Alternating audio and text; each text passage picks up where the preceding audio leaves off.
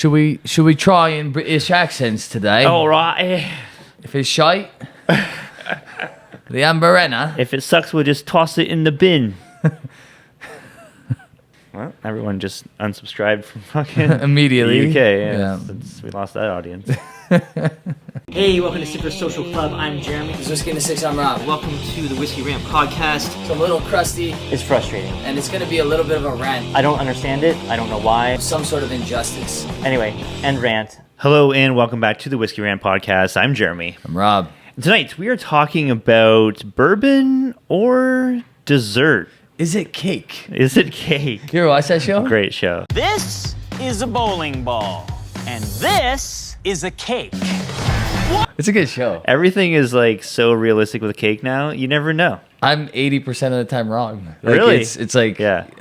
like Tristan's really good at that. Right. But I suck. Yeah. Like, I don't know. I can't tell. It is a fun kind of reveal thing. But anyway, we're talking about bourbon. Yeah. More specifically, finished bourbon Yeah. or finished whiskey. I guess technically it's not bourbon if it's finished in a different barrel, or they get away with it somehow. Like I've heard different interpretations. Yeah. So, like, authentic bourbon, going back to like the way it was supposed to be, had all these rules to make it like an integrity bottling, kind of Right. like Ralphie would say, right? Mm-hmm. So it had to be aged in a barrel. It had to be 51% corn. New American White Oak. It had to be New American White Oak. It had to be aged in the U.S. It couldn't have any additives other than 51% corn and other like grains. Right. It couldn't be aged in a sherry cask, despite the percentage of your grains and all that stuff. Even if it was 51% corn, you couldn't call it bourbon if it was originally aged in a sherry cask, right? Yeah. So, like, I think that it becomes a finished whiskey, quote unquote. Right. But, like, it doesn't prevent producers from still saying bourbon. Like, if you look at Joseph Magnus, right, which Yeah. is one of my favorite finished bourbons. I love Yeah. Joseph Magnus. Yeah. I think they use cognac and brandy and maybe something else as well. Yeah. Sherry cask. Mm-hmm. It says bourbon finished in blank or something, Right. something along those lines. It Right. says They're allowed to finished say bourbon or bourbon Right. finish in blank. Yeah, and here's the kind of like catch-22 is it says it has to be aged in a barrel, but there's like some research that's been done on this, and I can't remember which bourbon channel spoke about this, but it can literally just pass through a barrel and be considered a bourbon. Just piss into a barrel and that's Well, like bourbon. no, it has to be like it just has to like be Drip through it. Yeah, drip through. Right. As far as I know, is there an age stipulation? I don't know if there is. I thought it was 2 years. Is it 2 I mean, years? that might be like getting into the other categories of a Kentucky straight. Might be like a 2 year. I Okay, think it's maybe. a 2 years. I always thought that it was 2 years for bourbon, 3 years for Scotch, and that was the kind of rule. Well, nowadays, it seems like every bourbon company is finishing their bourbons. Yeah, so we're talking about like, is bourbon trying to be made sweeter? Because these finishes do sweeten it up a bit, and bourbon is the sweetest of the whiskeys. Yeah. For the most part, because Yeah. they use a lot of corn, and corn's sweet. Yeah, so like a little tongue-in-cheek here by calling it, is it bourbon, is it dessert? But it does seem like the goal is to make it dessert-like. We touched on a little bit on this a little bit with Jason from Mash and Drum. He said himself, like, they're basically making desserts now. Right. Right? Four-Gate is a great example of this. I think they only finish their bourbons, right? They're only doing finishes on all their bourbons, if I'm not mistaken. This is Barrell in front of us now. We have 4 different types of barrel whiskeys, and there's like dozens. There's so many different types of barrel whiskeys. Yeah. And what's unique about them is they're finishing. They don't distill. They blend all their bourbons and Right. their whiskeys in general. This one over here on my right is a blend of Kentucky, Indiana, Tennessee, and Canadian rye. So I guess the American versions don't have to be 100% rye. The Canadian one is probably Alberta Premium 100% rye. It's finished in rum, Madeira apricot brandy barrels. And I do get a lot of apricot on Right. this one. It is really nice. This is Really, one of really my nice. favorite American whiskeys that I've Yeah. had in a long time. The Seagrass by Barrell. Really good. And we were talking about this in our last podcast about port and port finishing and how it's kind of hit and miss. And how we were talking about rye whiskey in general, and how Right.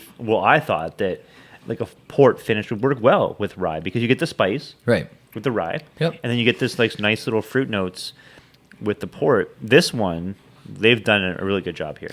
I like the idea of using an apricot. I don't know why that's a tongue twister for me. Apricot brandy barrel. Because we tend to get, like, off a really good rye, you get these really nice apricot nuances.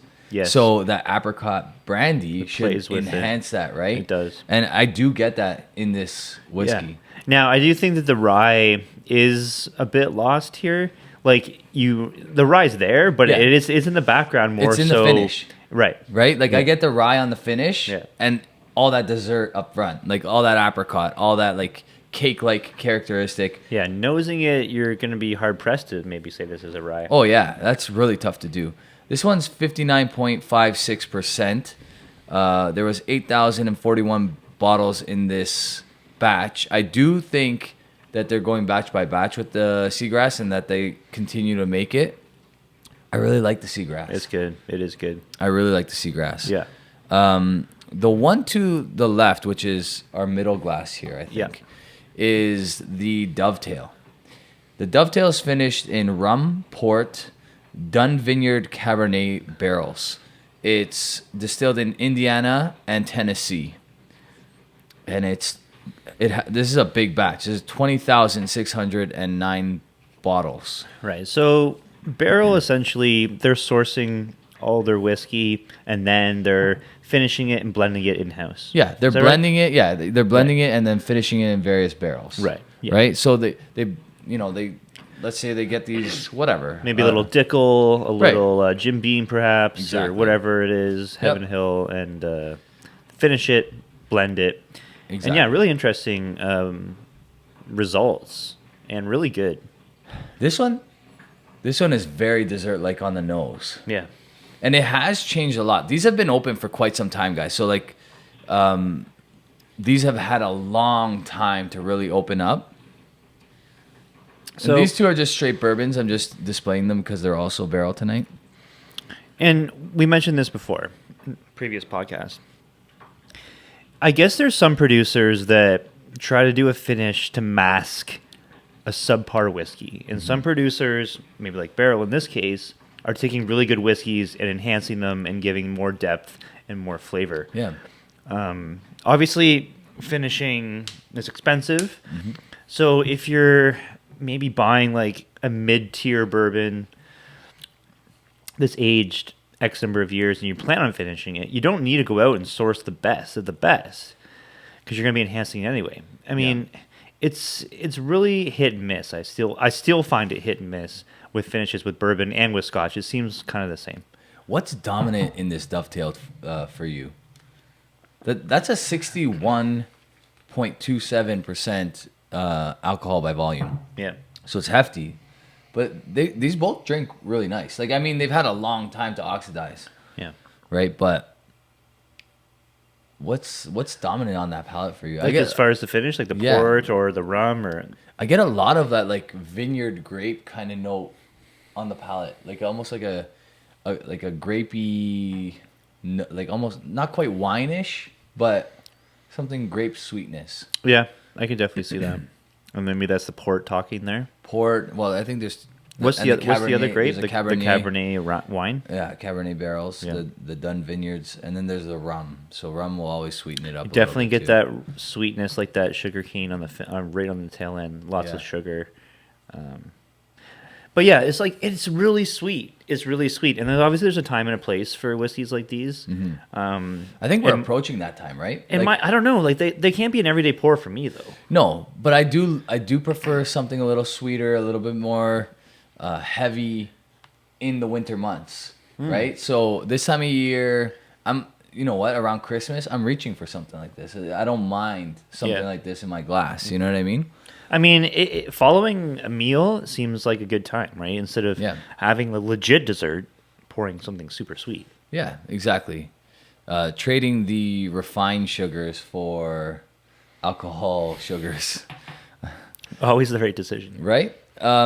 This one on our end here is a Starlight finished or aged in... Is it finished or aged in? Finished, probably. In Amburana cask. Yeah, it's a bourbon finished in... What is that, Hungarian? Brazilian? Brazilian. Was it Brazilian? Brazilian, yeah. Amburana casks.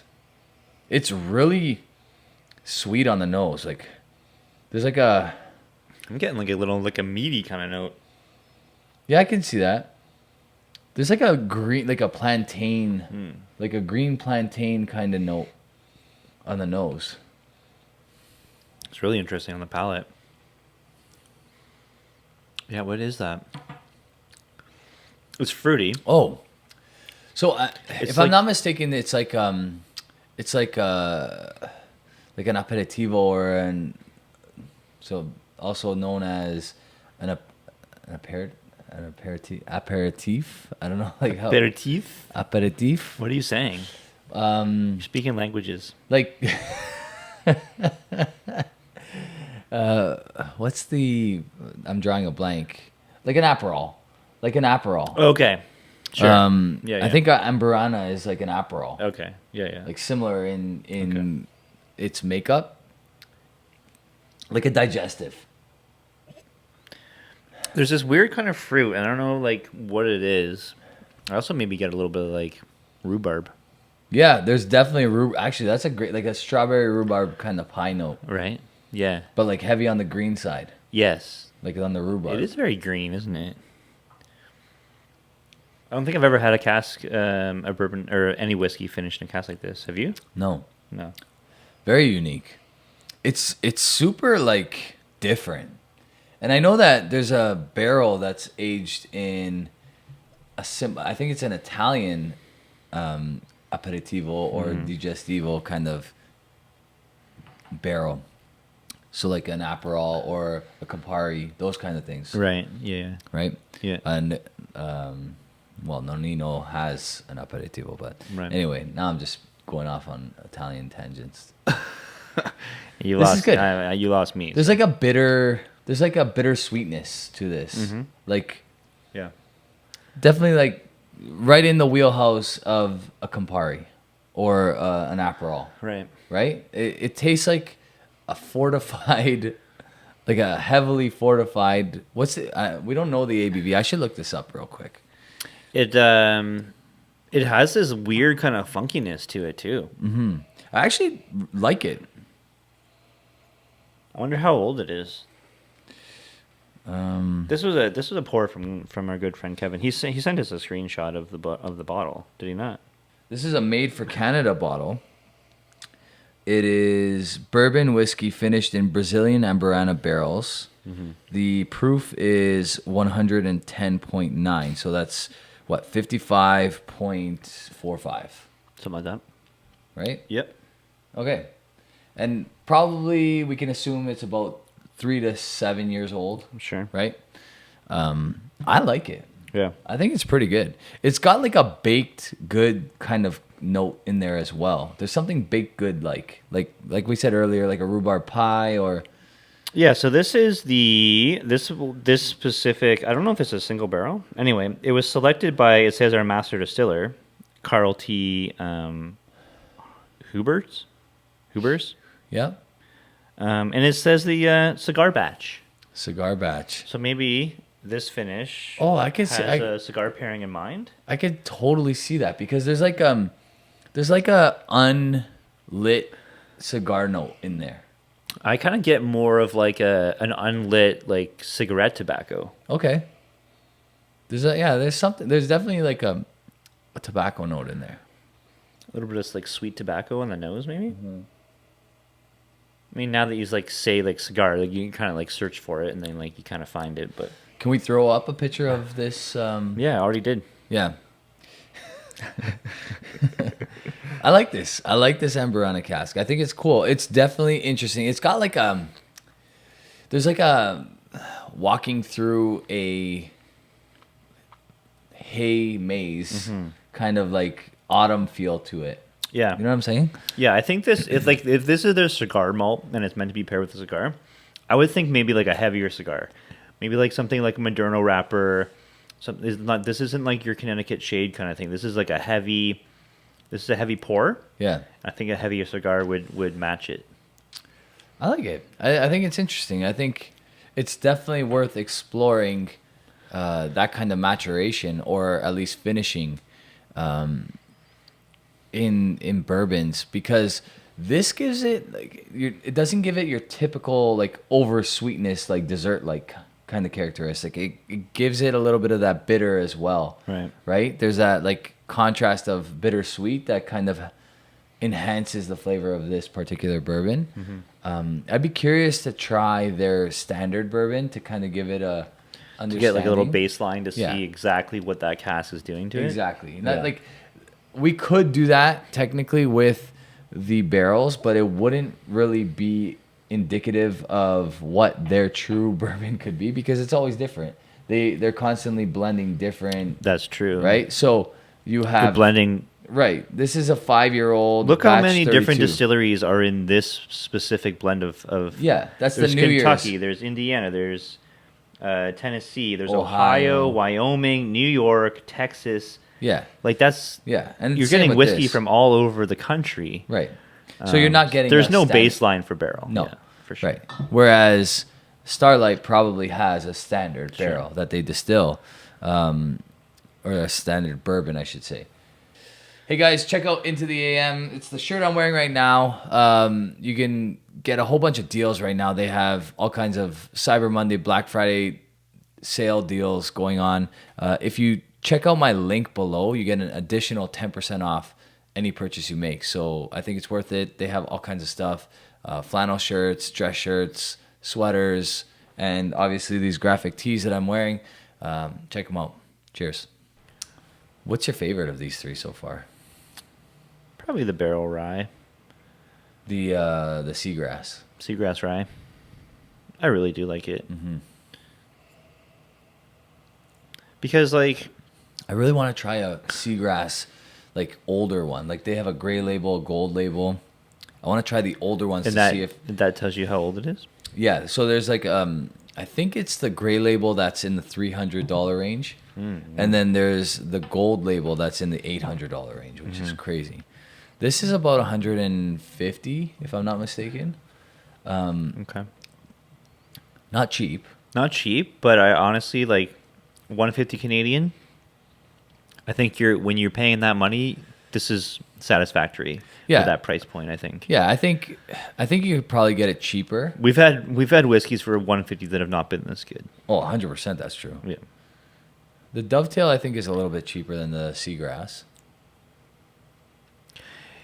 Canada gives the best whiskey to U.S. buyers, yeah? Absolutely. We're not bottling it ourselves. From what I've heard, we're working on not doing that anymore. Oh, great. Which is nice. Yeah. Crown Royal is coming out with a 30-year-old that's 46%. No way. 30-year-old, 46%, coming to LCBO for $550. Crown Royal. $550 though. Is that too much though? Yeah. You think so for a 30-year-old Crown Royal? Yeah. I don't know. Because man. when CC came out with their 40-year-old, how much was it? Right. No, $250. I get that, but that was so underpriced for a 40-year-old whiskey. Do you not agree? Like, what other country? I agree it was offering... underpriced for the age statement, but I don't think it was underpriced for the drinking experience. So, I'll tell you, my opinion is the only reason Canadian whiskey has... We did this to ourselves. We devalued Canadian whiskey by allowing companies to put 9.09% of whatever spirit they want into a Canadian whiskey and call it a Canadian whiskey. And what that's done, the consequence of that is it's devalued all Canadian whiskey, whether it's made that way or not. And that's what happened to CC40. That's why they couldn't charge what it rightly should fetch, which is like $500 if not more. Right. Right. And then now Crown Royal, which Crown Royal, man, like their XR was $250, was it not? No. Was it not? Like 180 maybe. Okay, when it first came out, it was 180. I think it's 165 like, maybe. Really? Yeah. But early on, later on, it was more. I remember because I bought my brother a bottle of it, and it was a very long time ago. Right. That was like, yeah, because the XR was available probably what 15 years ago. I was gonna say 15. That was 15 years ago. Yeah. So 15 years ago, you could buy a Springbank. That's true. 21-year-old for probably $200. You could buy a Macallan 25 for $400. Exactly. Yeah. So I mean, yeah, I don't know, but I think it's worth it. I know it's whatever, but Crown Royal, we've been talking about it. We've been saying the guys that can blow people out of the water are Crown Royal. So look out if they ever decide to go 46%. With an age statement and knock it out of the park. And I'm interested to see what the makeup of that whiskey is. Is it corn rye mix, which is their usual kind of thing?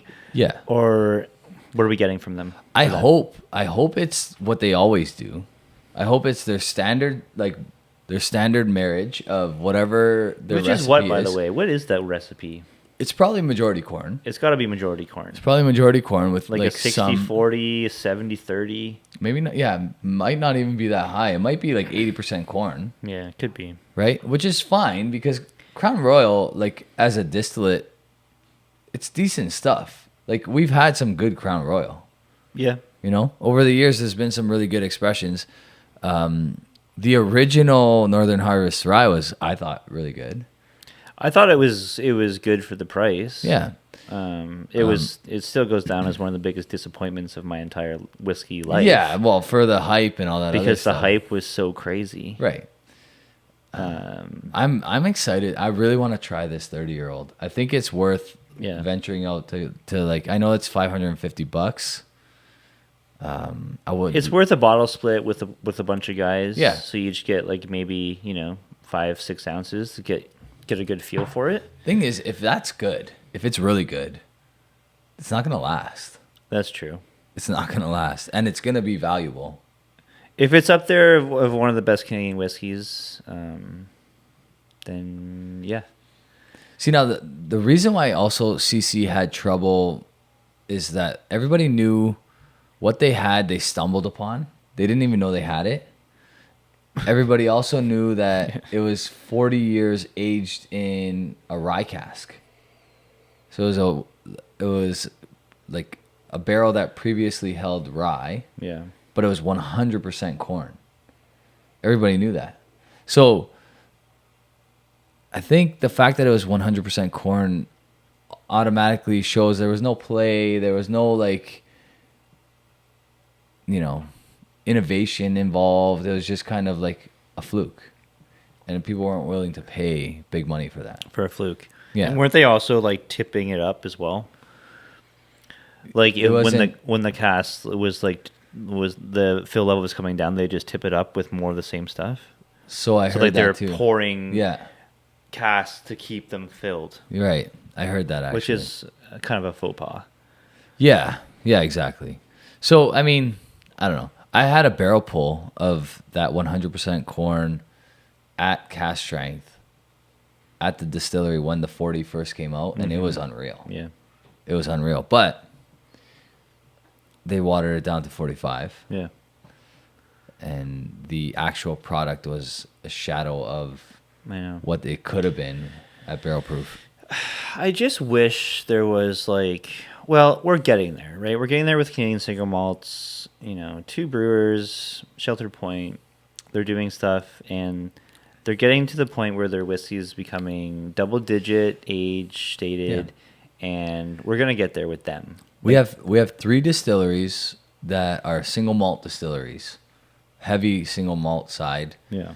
I should say 4, but again, Glenora, we don't get enough of it. We don't they're not producing at 46%. They're not doing anything integrity-wise that we know of.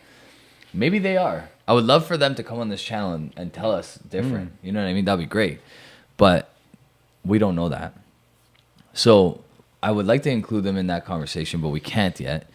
There's a whole bunch of small batch distilleries that are making really cool things that unfortunately I can't mention in the same sentence that I mentioned Shelter Point, Two Brewers, Macaloni's. Right. Those three guys right now are in the lead. Yeah. As like biggest Canadian perspective, future, and even what they're putting out right now. Right. But like those are the ones that if you put your money on like who's going to make the best whiskey in 2030, it's one of those three. Yeah, because they're actually putting stuff away that they're not opening, and you know what I mean. Like there's a whole bunch of small batch distilleries that are doing a great job. Last Straw. There's a bunch of new distilleries out in Alberta that are doing a really great job.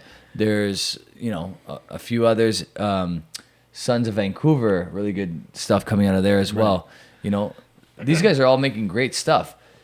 Are they banking barrels? Are they banking barrels that can be 10 years old in 5 or 6 years? I think they are now. I hope so. But were they when they started? Maybe not. Probably not, because they had to keep the lights on, and I don't blame them. It's not their fault at all. Yeah. It's just the sign of the times, the way the world's going.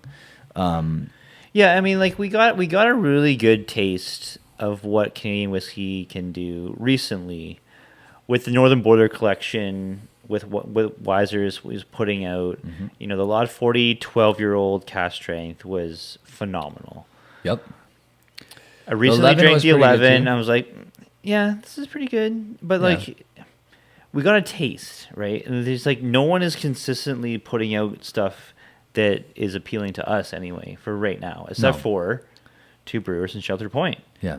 Although if Lot 40 comes out with an age statement of any sort, are you saying no to that? Probably not. You're going to buy it. I will. I heard there's a 16 coming out. We heard that. Yeah. We saw that. Well, yeah. I don't know what that was. There was a picture about. of a 16, but it ended up being an NAS port. That's got to exist. That bottle design wasn't by accident. Nobody manufactured that and threw it on the LCBO website. You know what I mean? That's got to exist. It's not out yet. There's an 18-year-old single cask behind you. If you don't know what we're talking about, the most recent Lot 40 cask strength, the port finished one.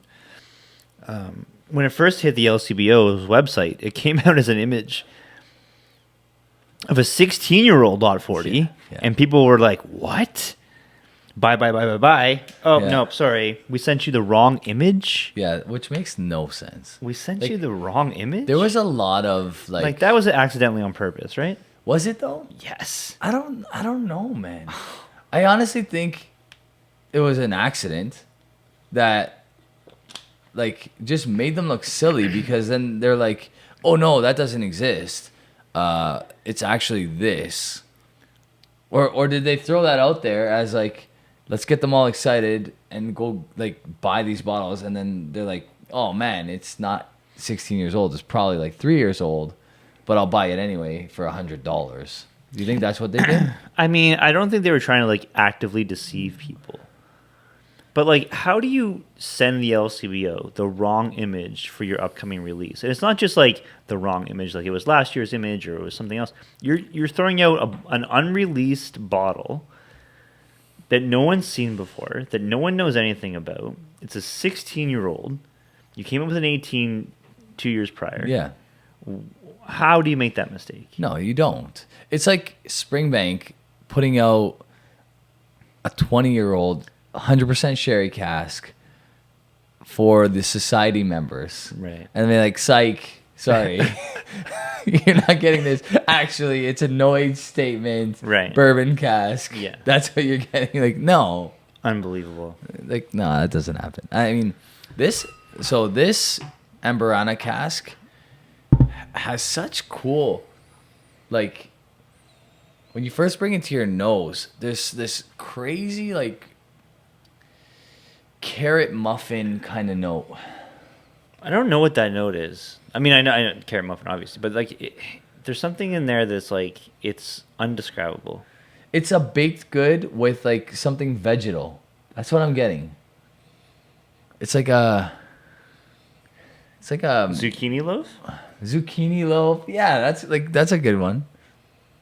It is Something kind of like a sweet little like and it's like, vegetal. yeah, you're right. It's a rhubarb and zucchini loaf with icing sugar on it and tobacco. I like it. I think it's How's that good. sound? I think it's worth a buy. It's that definitely different. It doesn't if you gave that to me, there's no way in hell I'm saying that's a bourbon. Yeah. No way in hell. That's a dessert in a glass with like some funky features. I'd probably guess that that's like some sort of brandy, some Yeah. sort of like funky fruit brandy, like a rhubarb strawberry brandy. Do you think that U.S. bourbon producers are looking to finish stuff more and more and more now to stand out in the market, like make their stuff different? Why do we see this like influx of finishing all of a sudden? I think, yeah, you got to stand out, right? There's Yeah. so much competition, hundreds of distilleries. You have no choice. You have to stand out. How are you going to do that? You got to try to do something that's a little different than everybody else. Right. All right. So maybe Starlight's doing that with this Barrell cask. I haven't tried it with anybody else. Barrell's kind of like they've made a name in this short period of time for themselves because of all their like cool blending, and you know their overhead's probably not very much because they don't have to keep these massive stills and all that other stuff, right? They're buying up all their barrels, they're blending it, they're putting it out. They don't have to age any of it if they don't want to. They could just blend it and ship it out, bottle it, done. You know what I mean? Like Right. they're not. There's no waiting period for these guys. So Barrell's probably leading the market in the blending of bourbon category, I think. Mark me, like, if you guys know better, please. Yeah, comment down below. Like they might have a warehouse. They're like, oh, we're gonna keep a couple barrels. Oh, I'm sure. or No, they're definitely whatever. aging stuff because they're coming up with all these funky like combinations of like wine barrels and stuff like that, right? But they don't have to. Is the point? Is like these bourbons, they can just buy a whole bunch of Dickel and Right. you know, Like we want a 5-year-old Balcones we and want whatever else. a 10-year-old this, we Right. want a 5-year-old this, and 1-year-old Balcones or whatever. blended it is is. bottle this out. You're right. Yeah. Yeah, Right? that's an easy platform to do. So these guys are doing well. Foregate, I think they are doing something similar, but I also think that they distill their own stuff, if I'm not mistaken. Okay. Could be wrong about that. Yeah. There's a bunch of There's bourbons. a bunch like Bardstown is doing a bunch of like they have a bunch of a series with oil finishes. Like we mentioned, Joseph Magnus, right? Yeah. Their cigar blend. We get their bourbons regular up stuff. here that bourbon channels down south don't know what we're talking about. Like they don't like I've never heard of these woodies or like whatever, you know what I mean? Like they haven't heard of them because there's so many bourbon distilleries in the US that like some of these companies are like, we're not going to break this market anymore. We need to try to get into the Canadian market to see if we can make headway before we break our own market. Really, eh? Like Alberta's getting a bunch of crazy stuff. Yeah, there's like yeah. that Woody's Creek. There's a whole bunch that are being imported into Alberta, and as a, you know, as Try to grow what this usually, market. yeah, exactly. It goes throughout Canada from the Alberta port. It's tough. I think they're trying to break the market. I think there's also a huge group of people in the bourbon world that love their dessert like whiskey. Yeah. I think that's the appeal to bourbon. Yeah. So it's like, how do we get sweeter? How do we get more approachable? How do we keep it cask strength, but make it taste like the dessert for Thanksgiving? Right. You know what I mean? Like, and I think there's a big push for that Yeah. as well. Yeah. I mean, you're right. It's trying to be diverse, putting out something different. I mean, it's still hit and miss though. Yeah. You know, you're still always questioning, like, are they just taking their bad barrels and trying to dress them up with some kind of finish? Yeah, I think we can finally say that that's not necessarily what's happening anymore. And that's only because we've talked about it a billion times, but you can only do so much with bourbon. You can fiddle with the amount of corn you put in it. You can fiddle with the amount of rye you put in it. But you have to have at least 51% corn, you know? And you need, if you're only doing 51% corn, you need to replace that with other grains, right? So I think they're finally getting to the point where they're like, how do we make this more complex? How do we make this different? How do we make this not taste like your standard bourbon? Right? So you get these Barrell casks. You get some apricot brandy casks. Yeah. You know what I mean? And that's also, I think, a little bit of the approach. It's like, you know, how do we make ours different? Mixing different types of barrels, not tasting like your standard bourbon. Let the classics take care of the standard bourbon stuff. You have your Wellers, your, you know, all the classics, you know. And new producers can't compete with how those. can they? Right. It's impossible. You're not going to hit their price point. Yeah. You're not going to hit Not even close. their volume. So it's just go a different route. I think that's the right way to do it. Yeah. You know, and I think that's what they're doing. And good on them. Like, I actually really like these. I would buy the Seagrass again for sure. If someone told me that the Dovetail drastically improved, I'd probably buy that again as well. The bourbons, I'd probably stay away from, to be honest with you, because like we just said, yes, there's some cool blends that they're doing with them. And like, you're not going to get your Texas whiskey mixed with your Kentucky whiskey in any other bourbon. Yeah. But maybe that's not something necessarily geared for me. That's more for someone that wants to try those combinations. These three that we tried, they're very unique. Barrell has a really good blender, or a team of blenders, whatever they're doing there. They really know what they're doing, because like, to put all of these different finishes together and make it work, and you know, have a balance in the whiskey is, I'm sure, a very, very tough thing to do. And they've nailed it with these two. Well, I mean, they're from Louisville. They're in the heart of the bourbon world. Like, they probably have some big hitters running and blending. You know what I mean? So they know exactly what they're doing. They know exactly how to make it different than what's already out there, because they've been there. You know what I mean? So, but we should give these a mark. I think that would be fair. I mean, we've had a good amount of all three of these. Yep. You know, let's start with the Dovetail, which is this bad boy right here. So 61.27% ABV. This is the biggest batch of the bunch.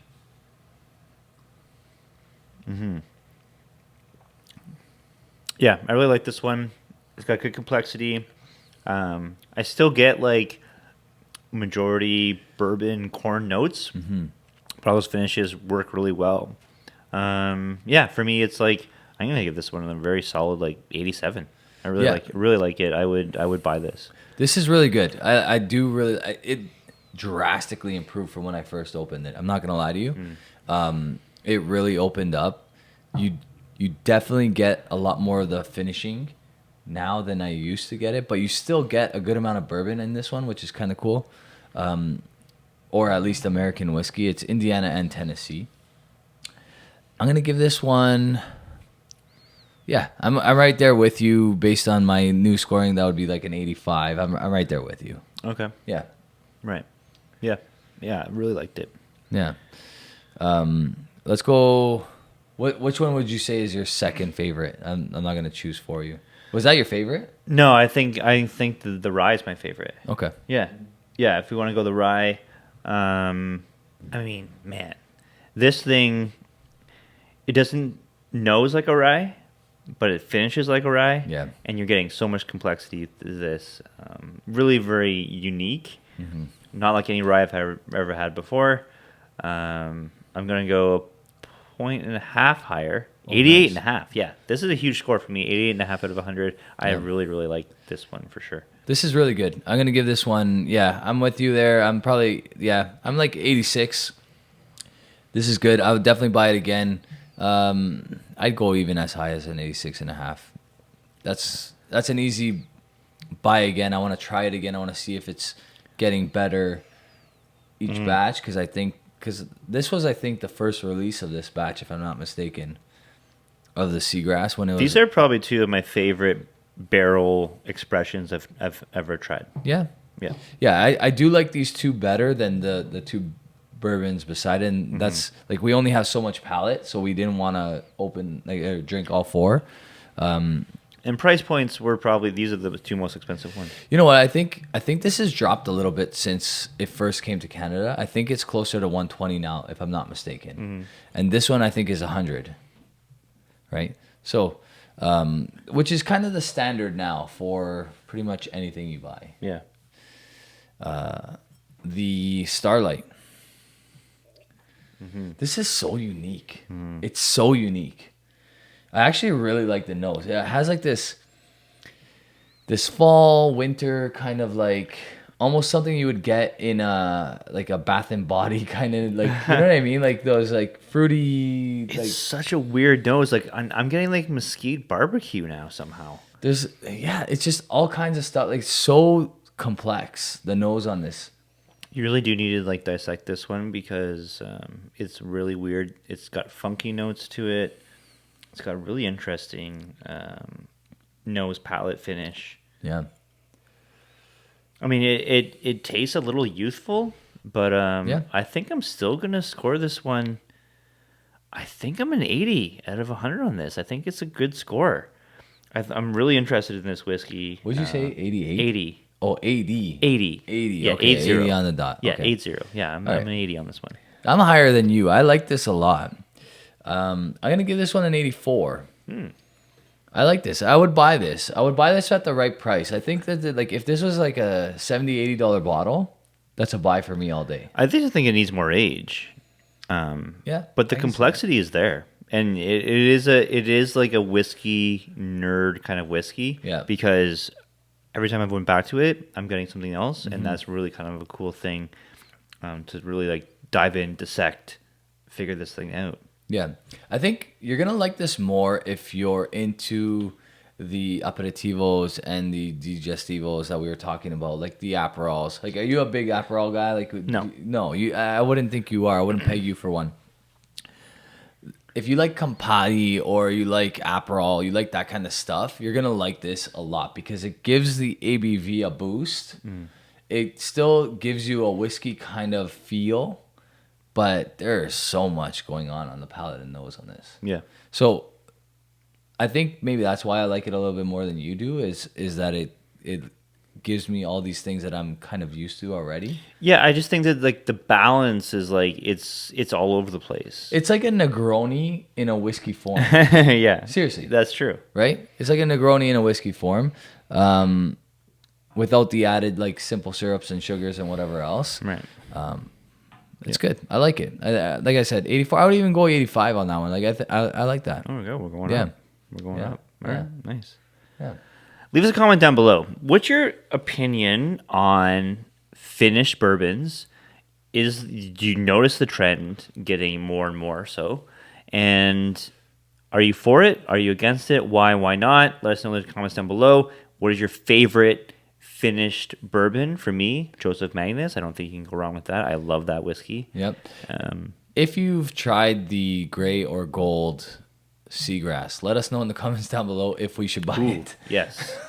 Is it worth the price? Is it worth the price? Because it's expensive, yeah? It's very expensive, yeah. Yeah. That's going to do it for us. Thanks so much for watching. Comment, like, subscribe, and we'll see you guys next time. Have a good one. Cheers. Cheers, guys.